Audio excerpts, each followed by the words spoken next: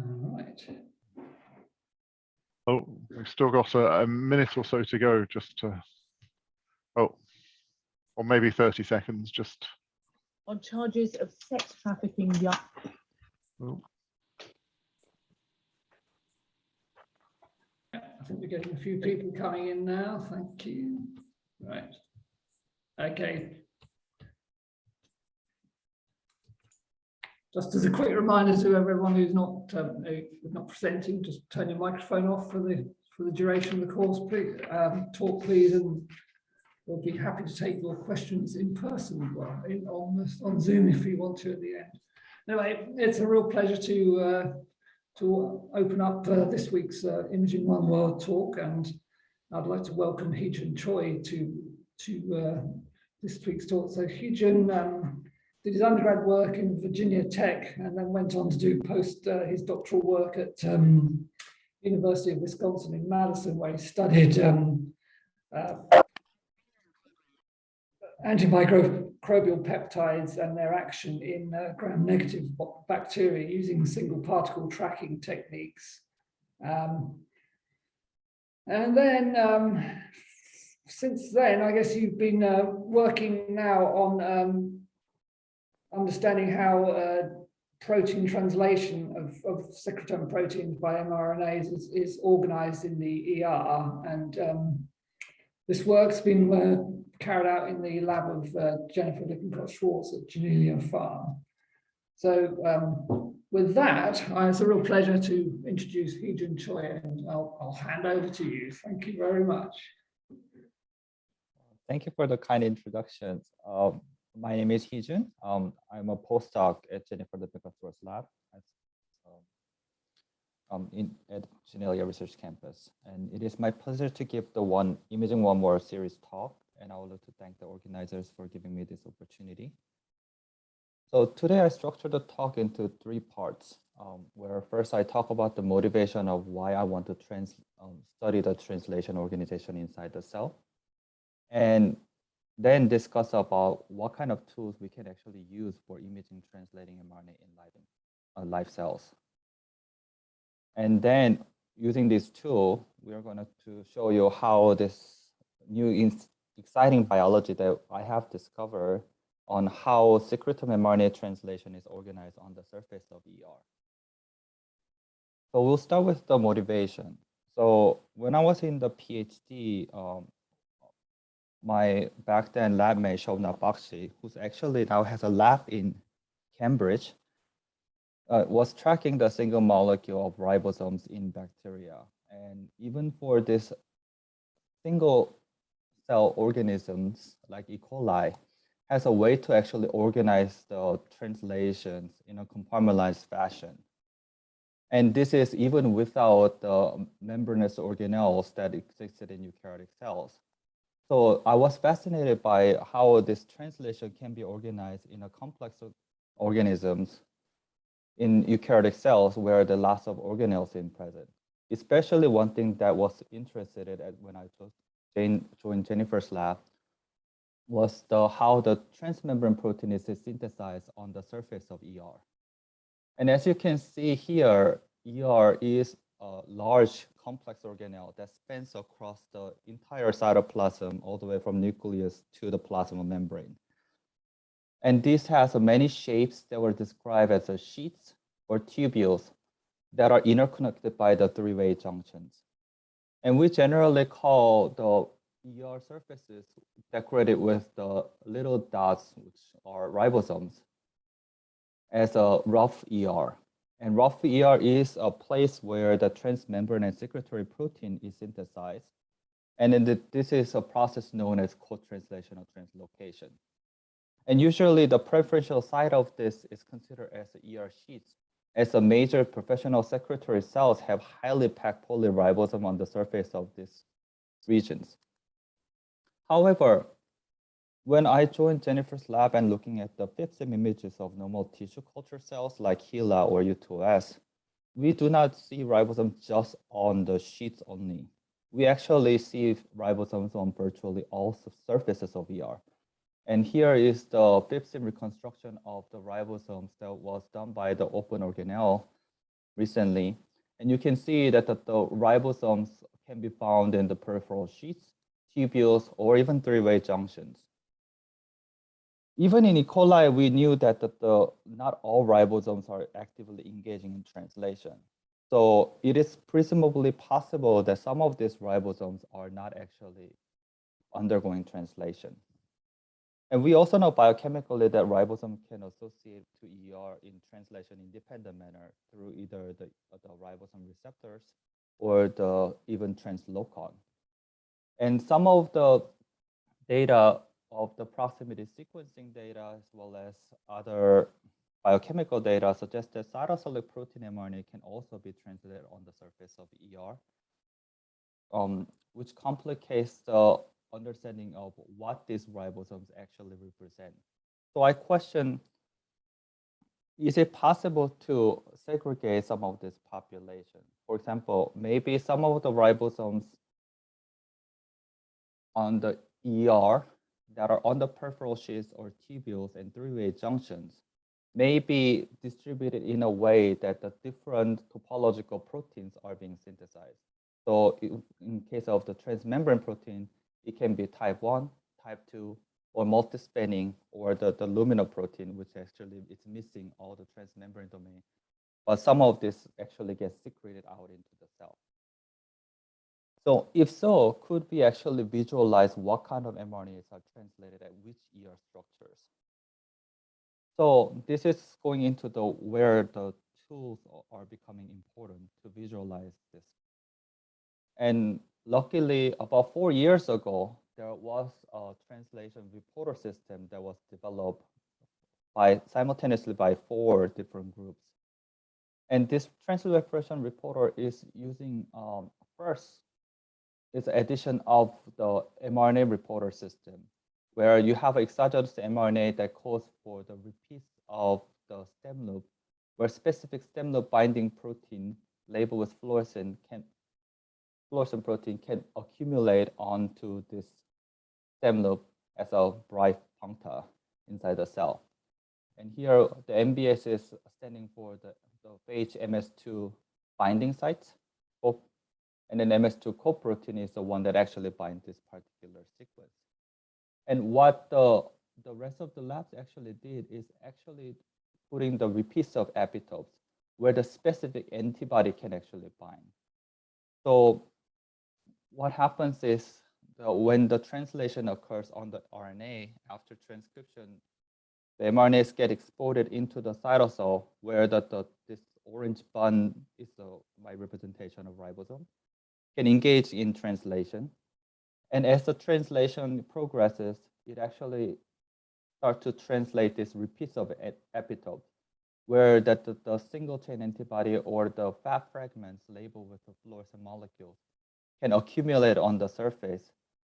And over time, this accumulation correlating with where the RNA is indicating that where RNA is actually actively being translated by looking at the signals of this the antibody accumulation as a foci.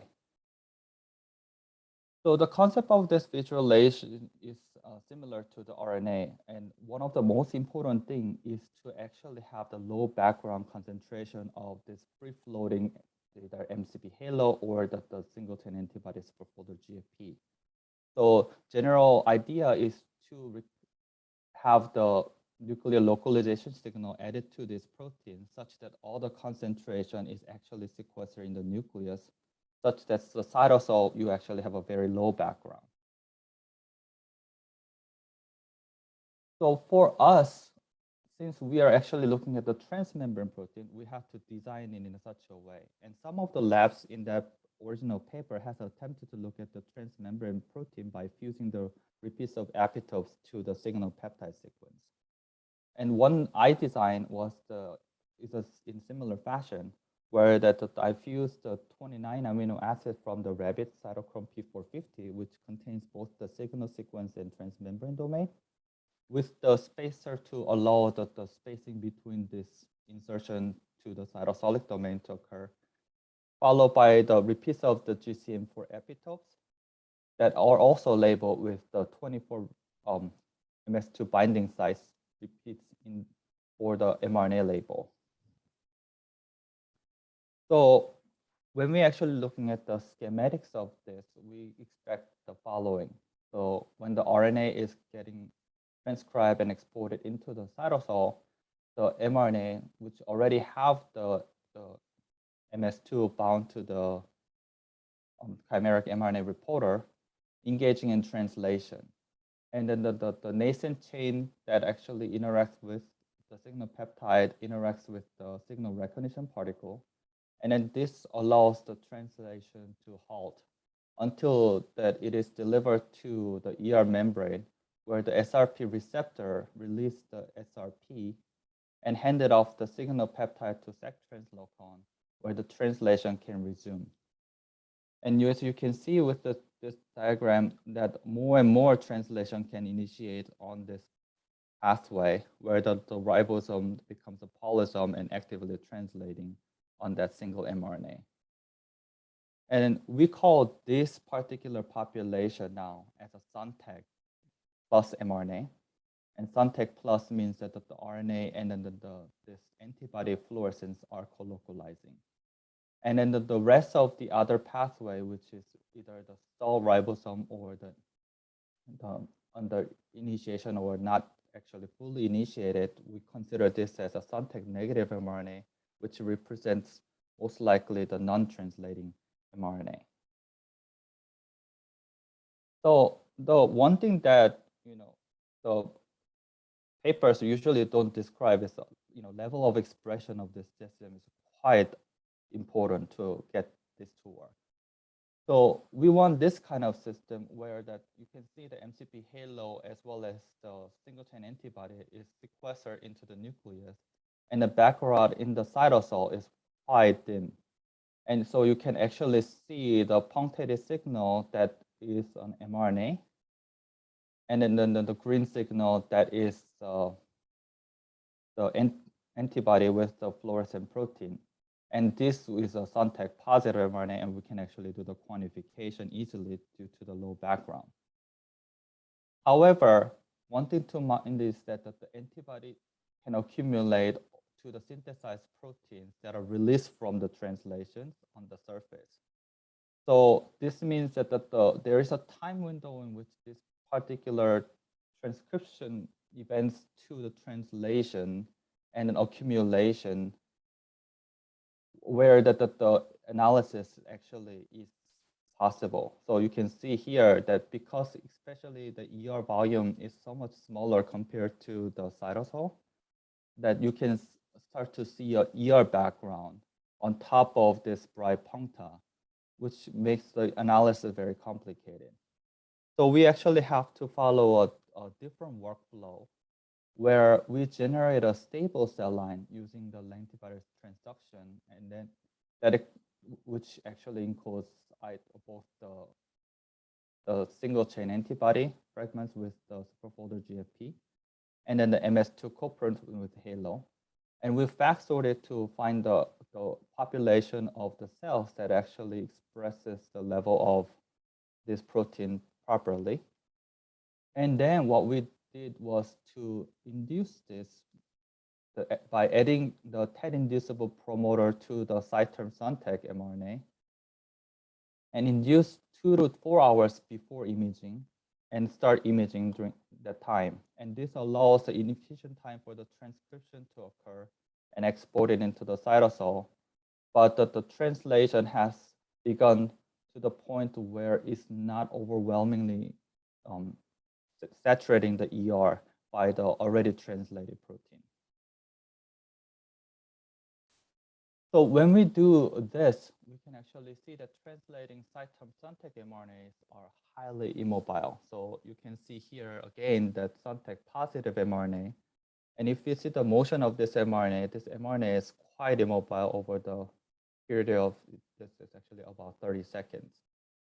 But if we actually looking at the SUNTAG negative mRNA, which is indicating the non-translating mRNA, they're actually moving quite rapid, and they're diffusing away from where it was before.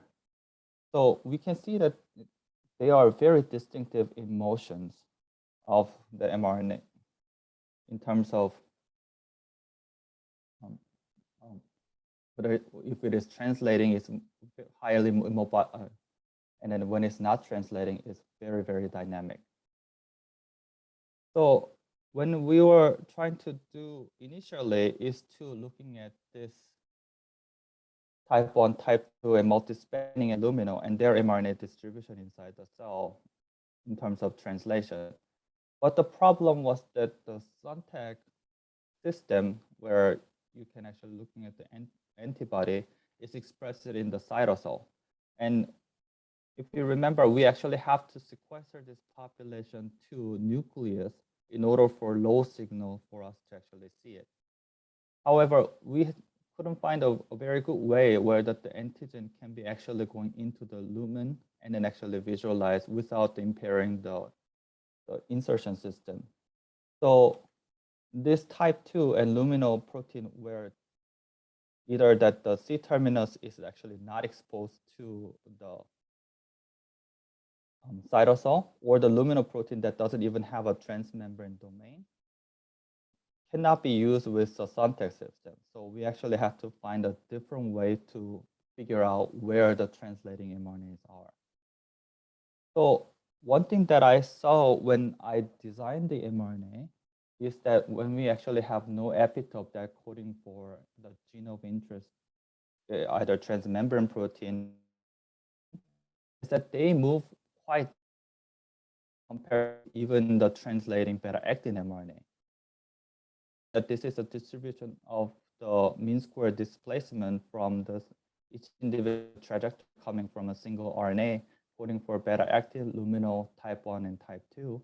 And we can see that all this transmembrane and secretory protein mRNA that goes into co-translation and translocation moves almost an order or 2 magnitudes slower compared to the actin mRNA, which is a cytosolic protein, which doesn't go through the same pathway. However, we always face this same problem as a Suntech. Some of the mRNA probably is not engaging in translation. Some of them are engaging in translation. If we visualize the mRNA on top of the ER, we can see this hopping and gliding mRNA that seems to be not the time scale of the co-translation translocation and diffuse more like the Suntech minus mRNA.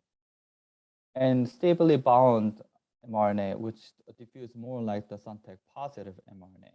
So we thought maybe we can actually use the motion as a readout for where the translation occurs for this mRNA.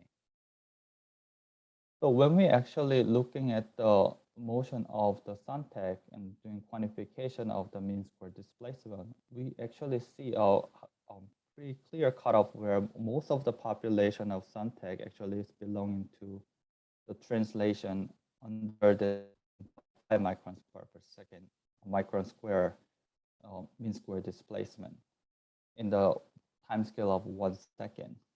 So we were using this cutoff and trying to see that we can see the translating fraction of the mRNA. And when we apply this to mRNA that does not code for the Suntech and looking at the mean square displacement between the control versus the puromycin, which released the translation, thereby the mRNA no longer has a direct tether to the ER surface, we can see that that cutoff is accepting most of the control population as translation, while the large fraction, about 85% or so of the translation, is actually categorized as not translating. And if we create a pseudo color single molecule based on the motion of the translating and non-translating, we can actually now start to see not only where the translation of this mRNA is based on the motion, but also the fraction of the mRNAs that are actually undergoing translation.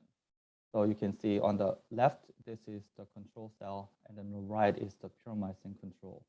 That the motion is very different, and then the motion-based cutoff is determining where the translation occurs nicely. So far I talked about the 2 different reporter systems to report the translation. And one is the motion-based translation reporter, and another is a Suntech-based translation reporter. The motion-based translation reporter is beneficial because sometimes it is less prone to large protein label, because you don't actually have to label the protein of interest in order to visualize the system, just the mRNA only. And it also requires less number of components. So Suntech requires a multi-components expressing a very nice expression level, but here you only have to tune the level of the mRNA only. However, because it's a motion-based analysis, it is sensitive to any geometry changes that could alter the motional behavior. And other biological activities that can change the property of the motion can be falsely interpreted as change in translation. So there's a high possibility that motion-based analysis can be falsely interpreted as translation changes inside the cell. On top of that, motion-based analysis can only give you all or nothing readout. Either it's translating or not translating. Cannot read out the, okay, it is translating 80% or 90% or quantifiable number of the amount of translation. And because it is looking for the long trajectory, it tends to overestimate the translation fraction of the mRNA. And that's because a fast-moving molecule is being rejected, and that's usually the majority of the population of non-translating. However, Suntech-based translation reporter is nice because it's a direct readout of translation, and it's less prone to the misinterpretation from biological activity or geometric changes as you quantify the intensity correlated with where the mRNA is. And the amount of translation is quantifiable because Suntech intensity has an information of how many ribosomes may be loaded onto it. And then later we can also see that by doing the FRAP, we can actually understand the ribosome replenishment amounts as well in that system. But the Suntech is hard to get all the components expressed at the right amount. And is prone to tagging issue because the antigen accumulating the antibodies can go up to about a megadalton on sizes. So if your protein of interest has a problem of labeling, then there is issues of this gigantic complex formation. And it also relies on the secondary system to reduce the expression level. And some of the people actually use the oxidation system or inducible degradation system to actually reduce the population of protein in the background before they actually do the experiment, or the TED-inducible system to induce the transcription events to actually time it properly so that you can actually see the translation of the nascently synthesized RNAs in the cytosol. But if any biological changes the degradation effect or the TED-inducible effect, for example, transcription is malfunctioning, then it's hard to use the Suntech-based system to actually read out the translation directly. But I'm going to use these two tools that actually has both pros and cons to do some of the biological discovery of how this mRNA translation is organized on the surface of the ER. So when we image all this type 1, type 2 multispanning and luminal protein, and then looking at the translating fraction of this mRNA on ER surface, where the ER is nicely resolvable, that most of this mRNA resides at the three-way junctions. So it seems to be independent of the topology of the protein, which initially I was expecting to see the differences. Rather, it seems to be more dependent on the ER structure, and then the ER three-way junction seems to be a preferential side of this translation. And this is even compared with the non-translating type 2 mRNA that can be associated with the ER. And then these fraction of the mRNA tend to be much further away from the three-way junction. And we worried that, this exogenous mRNA system with the multiple hairpins can actually cause an artifact of accumulating this RNA at the three-way junction. So we did single molecule tracking of ribosome label with L10A halo tag, and we have a photoactivatable JF dyes to do a single molecule tracking in U2OS cells with the ER markers, which is hexaxilone beta, and saw that when ribosome is slow and on ER, they tend to be at the three-way junctions as well. And then the slowed ribosomes cutoff is also based on the Sontag diffusion coefficient. So something about the three-way junction has also ability to have the ribosome in that location, indicating that potential translation is actually happening regardless of the RNA that we see. So what is at the three-way junctions? So one of the protein that is specifically localized at three-way junction is a Lunar Park. And Lunar Park is an ER shaping protein that is a resident transmembrane protein on ER that has a long cytosolic domain, presumably for interacting with other proteins. And the functional role of this protein is not very clear. However, the phenotypical distribution of this Lunar Park is strikingly at the three-way junctions of the ER. So we measure first to see that whether our mRNAs can be co-localized with Lunar Park. And one thing that I have noticed is the Lunar Park protein tends to be very sensitive to the labeling portion. So I actually was doing the antibody labeling and compare with the side term Sontag signal to see whether the translating mRNA is preferentially interacting with the Lunar Park or not. So when you actually see the Sontag less mRNA, they tend to be less co-localized with the Lunar Park signal, while the Sontag positive mRNA tends to be more co-localized with the Lunar Park, indicating that Lunar Park to the side term mRNA localization seems to be translation dependent. And when we do the Lunar Park knockdown using a siRNA, you can see that compared to the scramble siRNA control or the CLIM63 knockdown, and the Lunar Park mRNA is actually moving very fast. This yellow is the trajectories of this particular mRNA. And you can see that the scramble mRNA and CLIM63 at the same time scale is moving very, very slow, while the Lunar Park knockdown is actually diffusing around the surface. So when we do the estimated translation fraction from mRNA motion, we see that the Lunar Park has impaired translation compared to the CLIM63 or scramble knockdown. But just like I explained it earlier, that the motion-based analysis to read out the mRNA translation has a problem when the geometry changes. And as you can see with the Lunar Park knockdown, that the ER geometry changed drastically. So we did the same assay using the Sontag to actually do the readout of the translation in the Lunar Park knockdown system, and saw this kind of a similar effect with the Lunar Park knockdown, that Sontag positive mRNA fraction, which indicates the translating fraction, has a reduction under the Lunar Park knockdown condition, but CLIM63 or control conditions does not show the effect.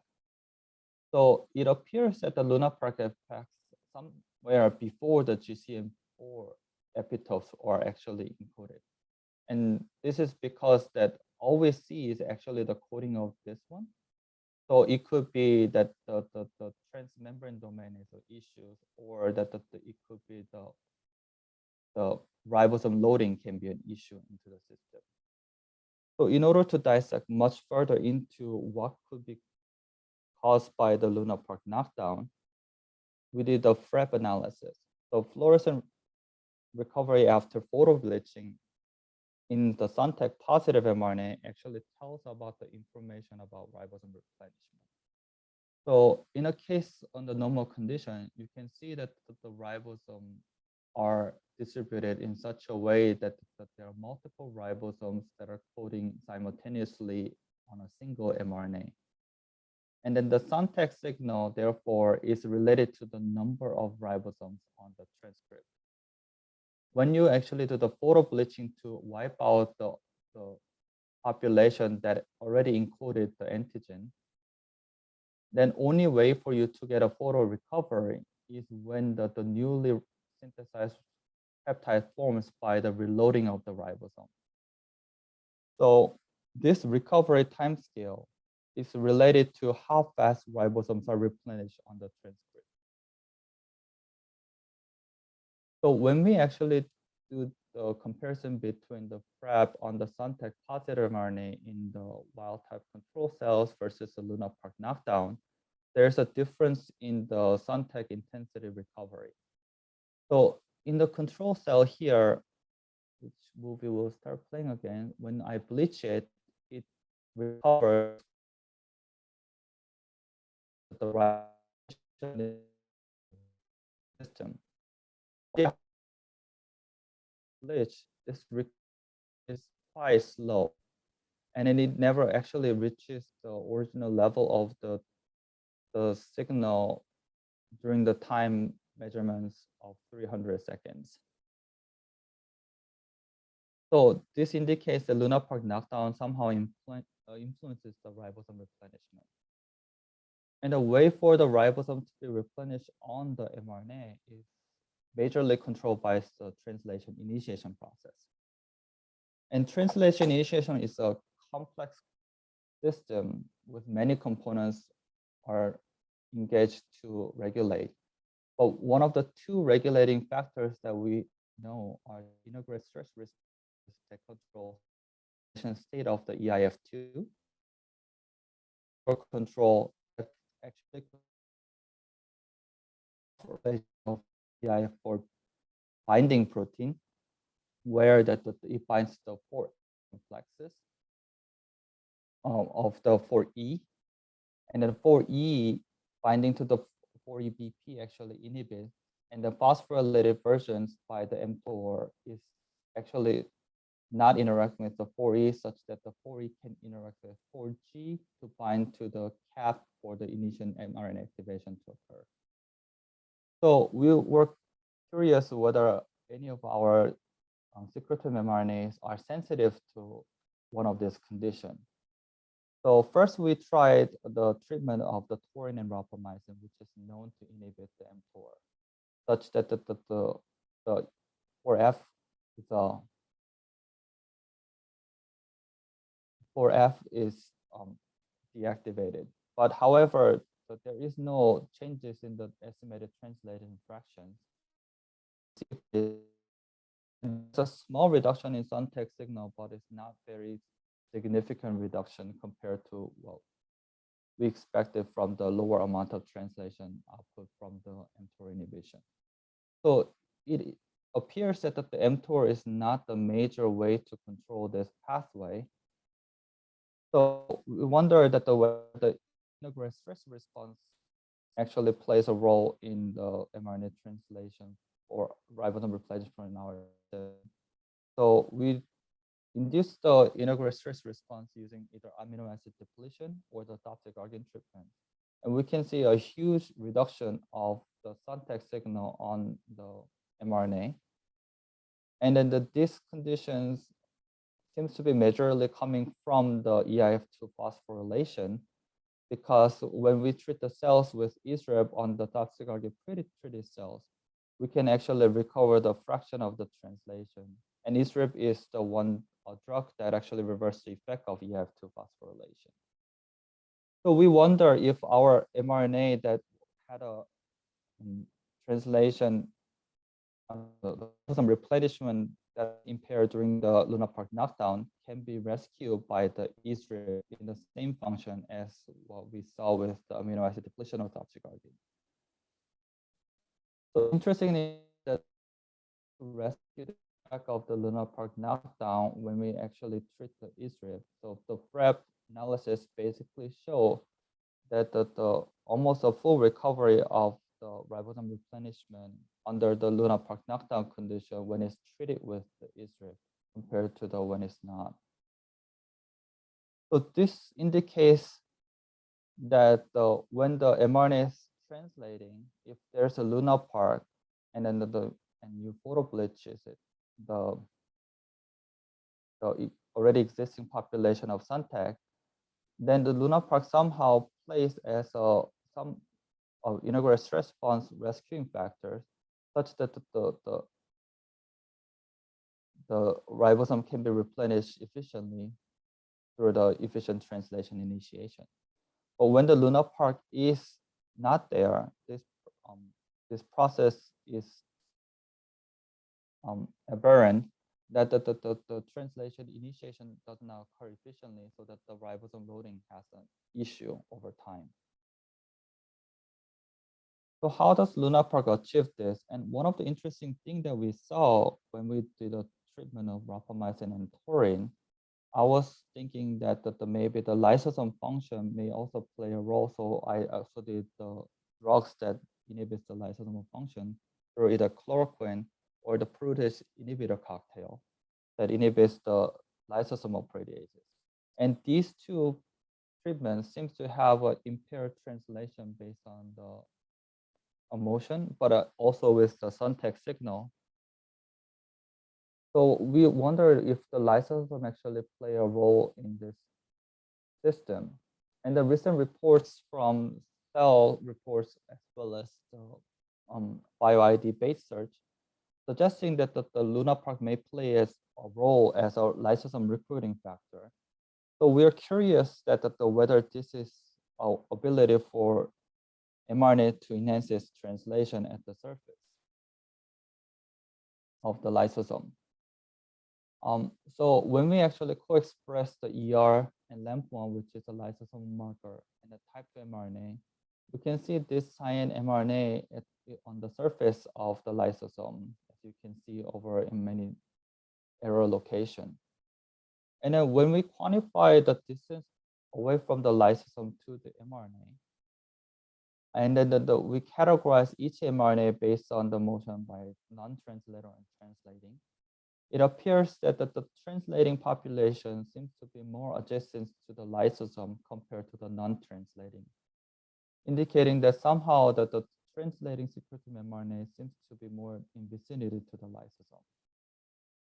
And then to do more quantitative way to understand the distance relationship, we did the same assay using the Suntech mRNA, where we quantify the distance of the mRNA to the lysosome, and then the corresponding Suntech signal as in function of the lysosome distance. So you can see it's in normal conditions that when the mRNA is adjacent to the lysosome, the Suntech signal is brighter, which indicates that more translation seems to be occurring. And as it is further away from the lysosome, the translation amount decreases. But when we actually do the Lunar Park knockdown, that relationship with the lysosome seems to be abolished. And then that there is no enhancement factors that are coming from the lysosome, indicating somehow that the Lunar Park is related to this lysosome translation secretome mRNA distance relationship. So here we hypothesize that the translating secretome mRNA, when there's a Lunar Park, that allows the recruitment of lysosome for the replenishment of the ribosome to happen through somehow rescuing the integrated stress responses. But if there is no Lunar Park, so there's aberrant translation initiation such that you don't actually have efficient translation. What factors in the lysosome could be mediating this? We still actually have no idea. And we're trying to do some biochemical assays on the Lunar Park knockout cell versus Lunar Park wild type cell to see that what fraction of the protein may be actually involved in this system. So to summarize my studies, so I show you today that both Suntech and motion-based analysis can be used to locate the translating secretome mRNA. And then the translation of secretome mRNAs are preferentially located near Threeway junctions, especially near Lunar Park. And Lunar Park assists the ribosome replenishment on secretome mRNA translation. And then the higher translation activity of secretome mRNA was observed near the lysosome. And this appears to be correlated with the existence of the Lunar Park. So we wonder that whether lysosome actually is acting as a factor that's required for the translation initiation enhancement. So with that, I'd like to thank our lab and my wonderful and supportive advisor, Jennifer. I also like to thank the Rapsinger and their members for helpful discussion about sun tag and mRNA tagging, and Luke Lavis Lab and his lab members for unlimited supply of JF dyes that were crucial for visualizing these processes. And I'd like to thank the HF China for funding, and thank you for listening. Well, thank you very much for a great talk. That was very, very interesting. So now I know a lot more. I think we did a bit of a sound problem. We just couldn't fix that. I mean, it was a slow oscillation that doesn't really explain itself. Anyway, Heejun, why don't you stop sharing and I'll get the quiz going. So the quiz, the Mentimeter link is already in the chat. So if you put the chat up, you should see it. And yeah, you'll Stop sharing. Yep.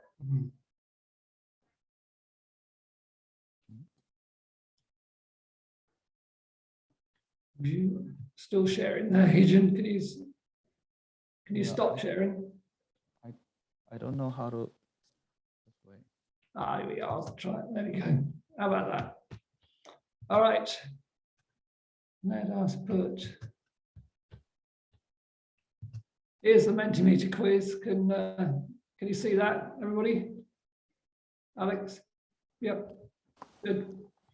Got one participant so far. It's going to be a pretty open-ended one-horse race at the moment. Too difficult to image, or I'll try anything for a foldscope.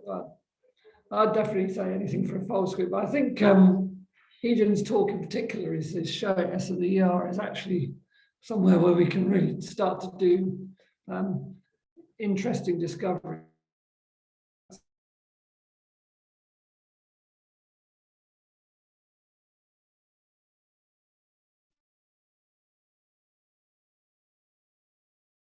Side up.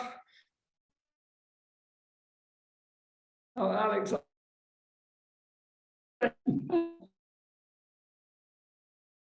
Let's see.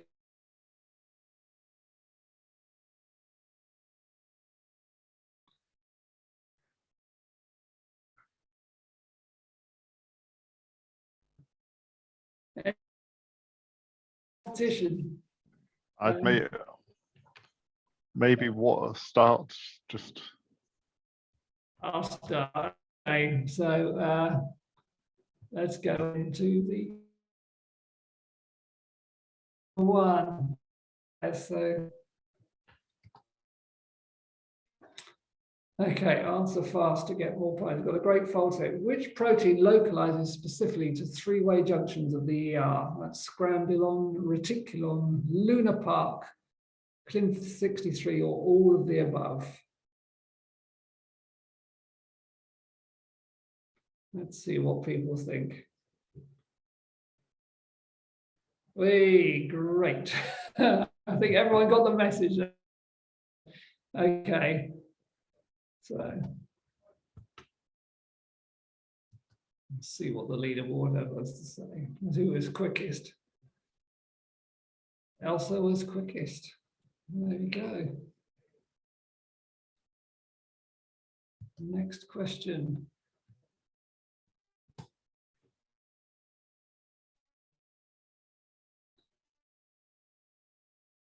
Used in this study has XXX number of repeats of MS2 binding.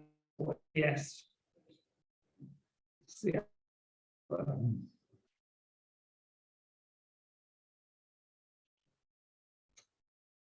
24. Is that is correct?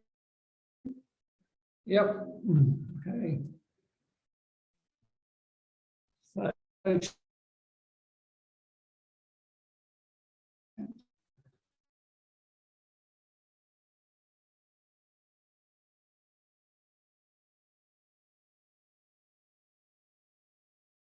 have no transmembrane domain. Okay.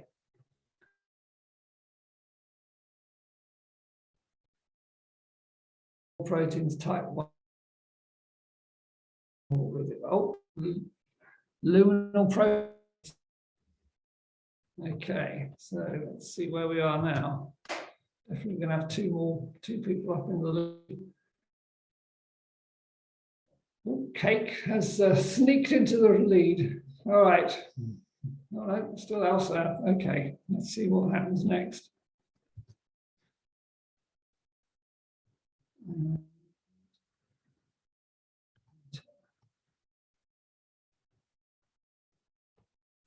What are the key initiation factors discussed in this study that are known to modulate translation?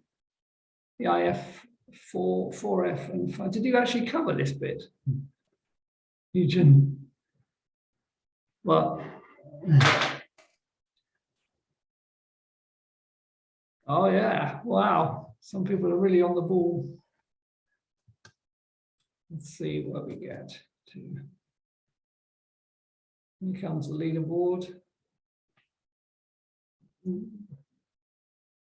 Cake and Elsa are fighting it out, I think. Elsa has still got the lead.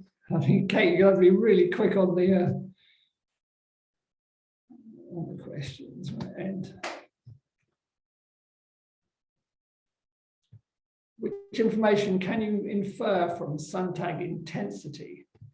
A number of ribosomes in the single mRNA, a number of transcripts on endoplasmic reticulum, lysosome abundance, a number of nuclear exit sites, or all of the above. And the answer is a number of ribosomes on a single mRNA. Let's see what happens now. Domwood was the only one to get it right. If that's enough to change the, oh yeah, you're certainly now back in contention, Domwood. Elsa is still the winner, and we've reached the end of the presentation. So well done, Elsa. If you could just make yourself known to the organisers by sticking your a message in the chat. We'll have a fold coat winging its way to you soon. All right. Thanks very much for all those who participated. And I'm going to hand over to Alex to actually moderate the questions. So, so there's no questions in the chat as far as I could see. But if anyone has any questions, please turn on your camera and microphone and ask it. I'll go to Nick for a question in that case. I'm very curious. Which microscope were you using to take these images in most of your movies?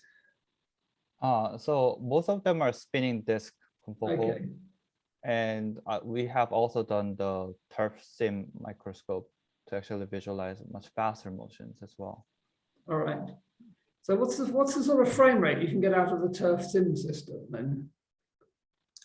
Turf sim system, I think we were able to achieve around, I think, tens of milliseconds frame rate.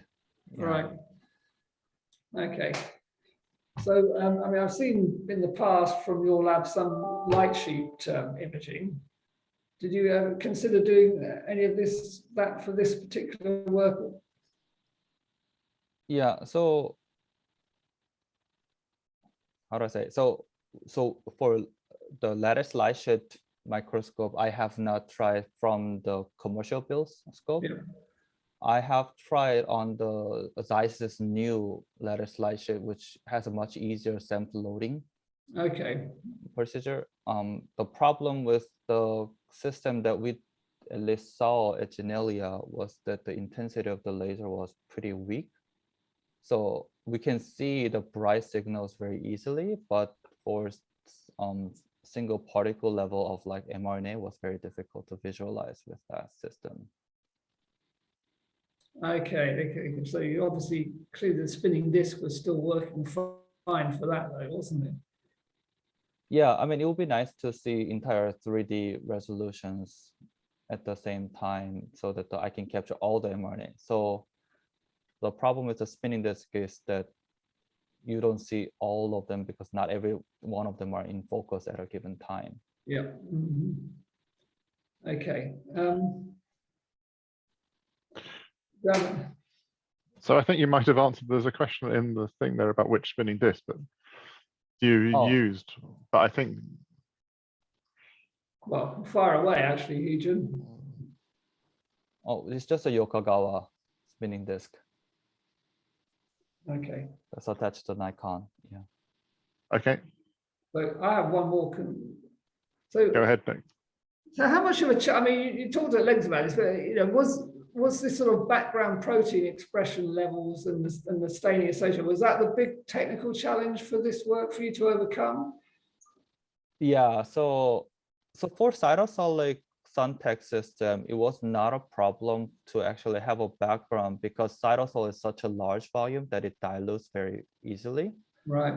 But ER is such a low volume that even a small expression basically fill up the ER very rapidly. That you'd start to see a background building up on top of what we see as a Suntech foci. Yeah. So the quantification of that foci become very challenging if we have a background that that are fluctuating. And it is not the uniform background that we can just subtract because the background is in the shape of the ER. Yeah. So I thought the inducible was a very good solution to that one. Yeah, I think that the assumption that we had to make during the inducible promoter system is that there's no transcription mRNA modification process doesn't change with respect to whatever the drug treatments or other kind of things actually happen. Right. So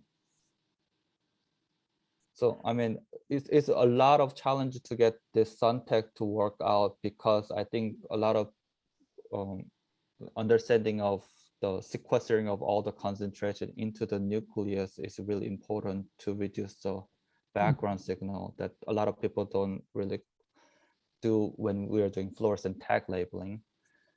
And on top of that, so mRNA, if you just make a stable cell line, just the signal builds up over time, so you cannot use that system. So the window of the measurement is limited always for Right. this. Yeah. Okay. Okay. Any other questions? I think we may be done if Nick's finished with his. I'm finished, I think, but thank you. So no, so I'd just like to thank Heejun again for a great talk and really interesting. And thank you very much. And it's always a bit difficult giving a bit of applause at this point, but I'll clap for everyone. And we'll see you all next week for another great talk. Yeah, Heejun, thank you very much indeed. Thank you. Thank you. Thank you for